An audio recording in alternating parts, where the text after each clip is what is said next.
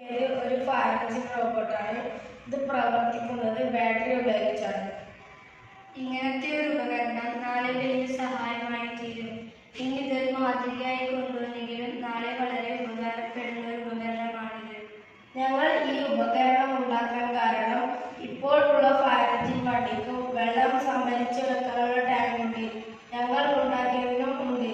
അതായത് മുകളിലത്തെ ടാങ്കിൽ വെള്ളം ഒഴിക്കുമ്പോൾ താഴത്തെ ടാങ്കിൽ നിറയും.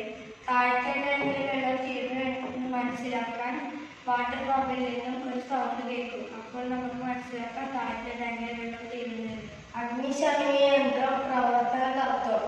തീപിടുത്തമുണ്ടായ സ്ഥലങ്ങളിൽ വെള്ളം തളിക്കാൻ തുടങ്ങുമ്പോൾ വെള്ളം തീയുടെ താപനിലയെ തണുപ്പിക്കുന്നു. തുടർച്ചയായി വെള്ളം തളിക്കുന്നതിനാൽ ഇന്ധനം കത്തുന്നതിനുള്ള താപനിലയെ കുറയ്ക്കുകയും അതിനാൽ ഇത് തീ പടരുന്നത് തടയുന്നു. അഗ്നിശമന യന്ത്രം ഉപയോഗങ്ങൾ: തീ പടർന്നു പിടിക്കാനിടയാവാതെ ഏറ്റവും എളുപ്പം തീ അണയ്ക്കുന്നു. തീപിടുത്തത്തിൽ ജീവനാശവും പൊള്ളലും മറ്റപകടങ്ങളും ഒഴിവാക്കാൻ കഴിയുന്നു. വ്യക്തികൾക്കും സ്ഥാപനങ്ങൾക്കും തീ മൂലമുണ്ടാകുന്ന നഷ്ടങ്ങൾ കുറയ്ക്കാൻ കഴിയുന്നു.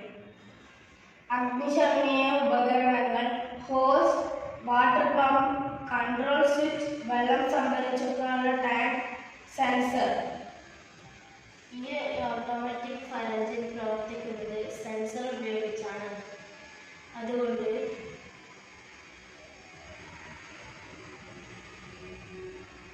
ചൂട് കൂടുന്ന സാഹചര്യത്തിൽ ഇതിൻ്റെ വാട്ടർ പമ്പ് ഓട്ടോമാറ്റിക്കായി പ്രവർത്തിക്കാൻ തുടങ്ങുന്നു.